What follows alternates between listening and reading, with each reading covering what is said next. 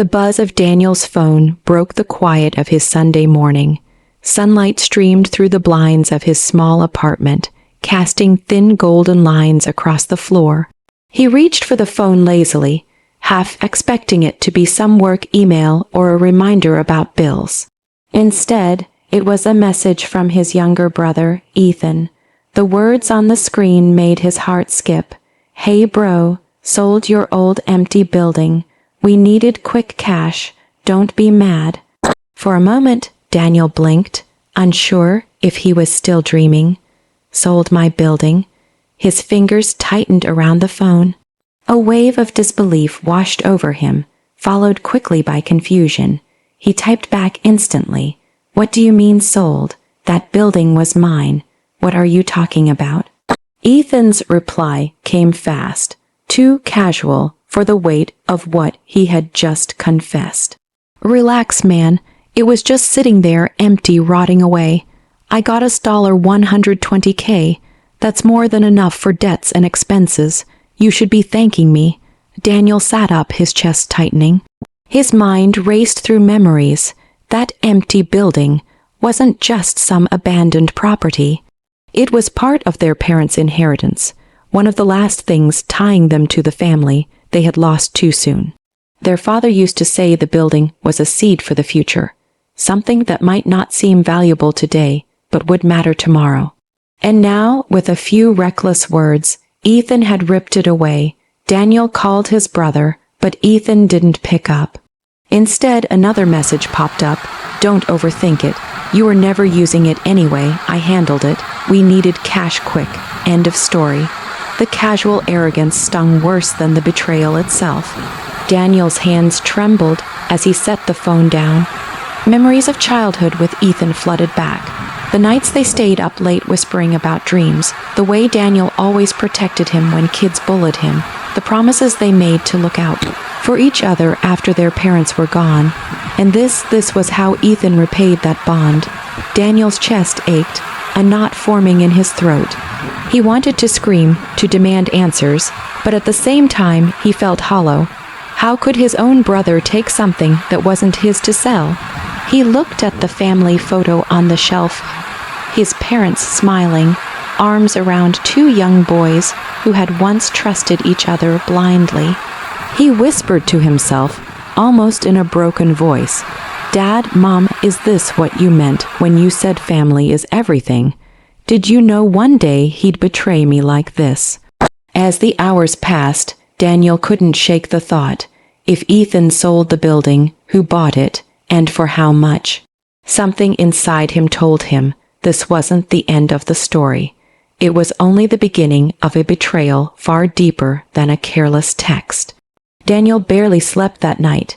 Every time he closed his eyes, Ethan's smug words echoed in his head. It was just rotting. "I got us $120K. Be grateful." By morning, exhaustion mixed with anger. He couldn't ignore the gnawing feeling in his gut. Something about the sale didn't sit right. He knew Ethan well enough to recognize his brother wasn't stupid. Careless, maybe, but never stupid. So why sell the property without even asking? Why so fast? Daniel pulled out the old wooden box that had belonged to their father, filled with yellowing documents and fading deeds. The scent of aged paper hit him as he shuffled through until his fingers stopped on the one that mattered. The deed to the building. His name, Daniel Whitmore, was the only one on it.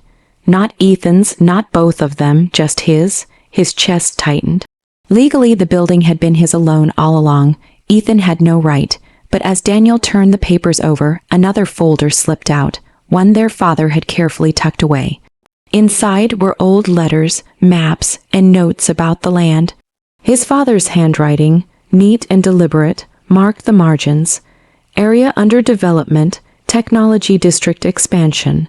Value will rise exponentially in 10-15 years. Daniel's heart pounded as realization sank in. Their father had seen the future. The empty building wasn't worthless. It was sitting on a gold mine. He opened his laptop, searching for current property values in the district. His hands trembled as numbers flashed across the screen. Commercial plots were being sold for millions. He scrolled further, his pulse quickening. One report estimated properties the size of his building at $8.9 million. Daniel's vision blurred. He rubbed his face, fighting to steady his breathing. Ethan hadn't just betrayed him. He had thrown away a fortune. Anger turned to sorrow as memories returned. His father's last days in the hospital, whispering to Daniel, "Protect what we've built. Don't let short-term struggles blind you to the long-term gift. We're leaving." He remembered Ethan crying that night, holding Daniel's hand, promising, "We'll always stick together. I'll never let you down." And now, that promise was dust. Daniel stared at his phone, tempted to call Ethan and unleash everything boiling inside him. But something stopped him. If Ethan could so casually sell what wasn't his, could he really be trusted to admit his mistake? No, Daniel knew his brother too well. Confronting him now would only lead to lies, excuses, and denial. Instead, Daniel whispered to himself, a new fire sparking in his chest. "No, Ethan, I won't shout, I won't scream. I'll find the truth, and then you'll see what betrayal costs." He folded the deed carefully, sliding it into his jacket pocket. His next step wasn't anger, it was clarity. He needed to track the buyer, confirm the sale, and understand exactly what his brother had done. What Ethan didn't know was that he had just awoken a side of Daniel he had never seen before. And Daniel wasn't just looking for justice, he was preparing for revenge. Daniel didn't confront Ethan right away. He wanted to, he wanted to. The urge to scream, to ask "how could you?" burned inside him like fire.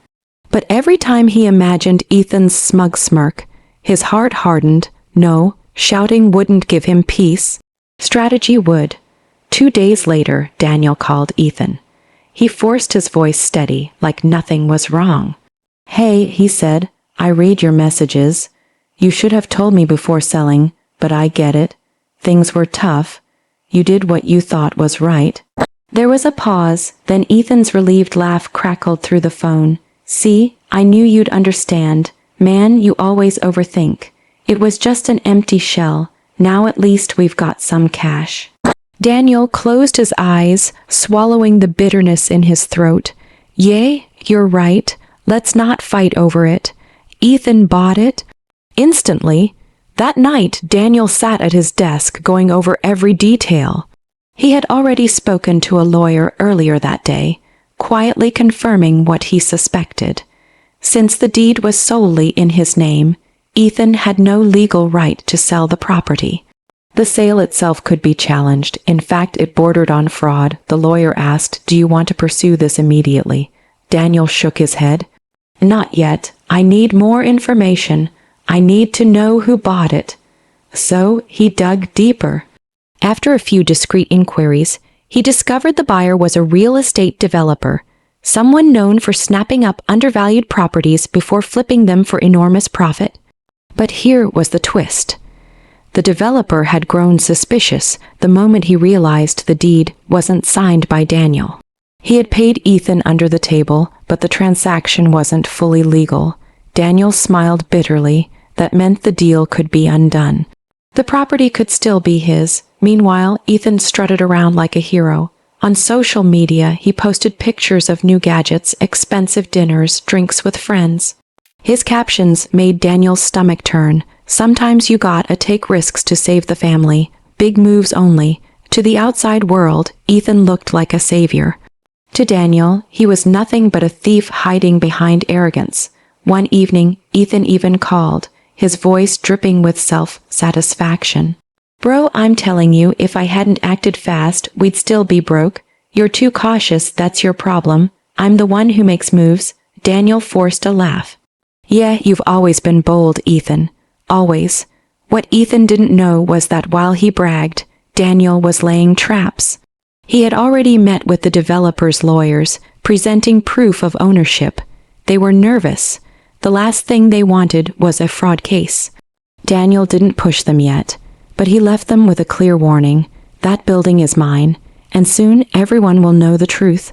At night, Daniel sat by the window, staring at the city lights, his father's words echoing in his head. Patience is the weapon of the wise. He whispered into the darkness, almost as if speaking to his late parents. You trusted me to protect what you built. I failed once, but not again. Ethan thinks he's clever. Let him laugh now. Because when I strike, it'll be the end of his games. For the first time since the betrayal, Daniel felt calm. His anger hadn't faded, it had transformed. No longer fire but ice, cold, sharp, and patient. The mask of forgiveness was in place. Ethan believed he had won, but the real game had only just begun. The courthouse smelled faintly of polished wood and tension. Sunlight poured through the tall windows, catching dust motes in its glow, as Daniel stepped inside with a calmness Ethan had never seen before.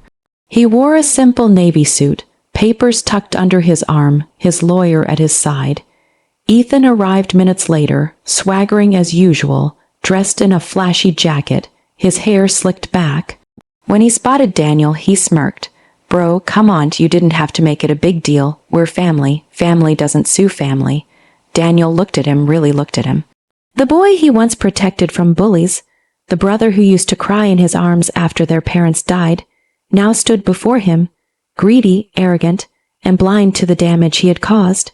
We're family, Daniel said quietly, his voice steady as steel.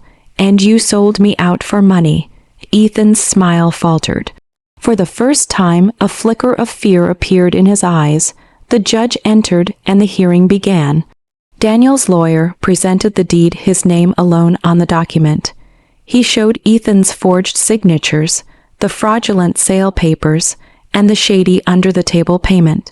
The developer's legal team, already uneasy, admitted to the court that the sale was invalid. Gasps rippled through the room. Ethan tried to interrupt, raising his voice, insisting, we needed the cash. It was for both of us. He was never using it. But the judge cut him off sharply. Mr. Whitmore, the building was not yours to sell. You committed fraud. Ethan's face drained of color. He turned to Daniel as if begging for mercy.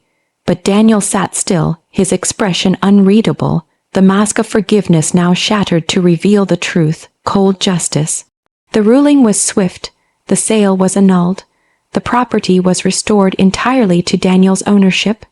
The developer, to avoid charges, not only returned the building, but also agreed to pay Daniel a hefty settlement for damages and stress.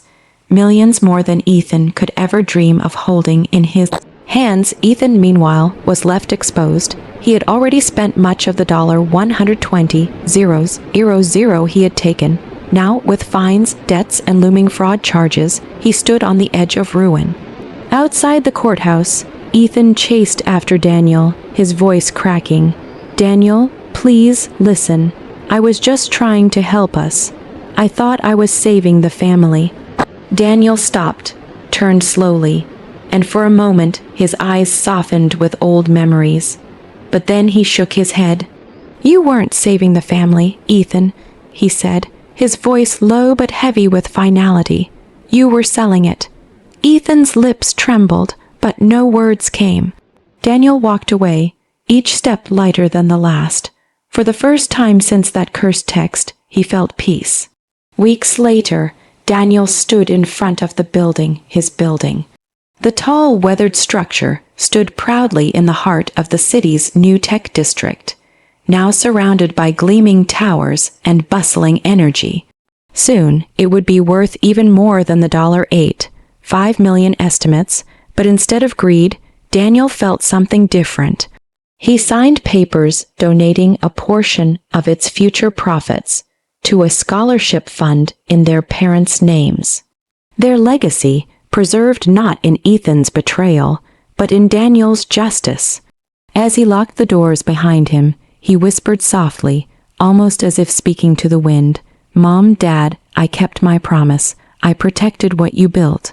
Far away, Ethan sat alone in a cheap apartment, his phone silent, his so-called friends gone.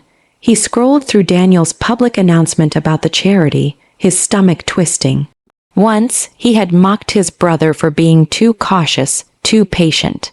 Now he realized patience had won. Daniel didn't need to scream, didn't need revenge in flames. He had taken everything Ethan tried to steal, turned it into something greater, and left Ethan with nothing but regret. It was the sweetest revenge of all, served cold, wrapped in justice, and sealed with silence.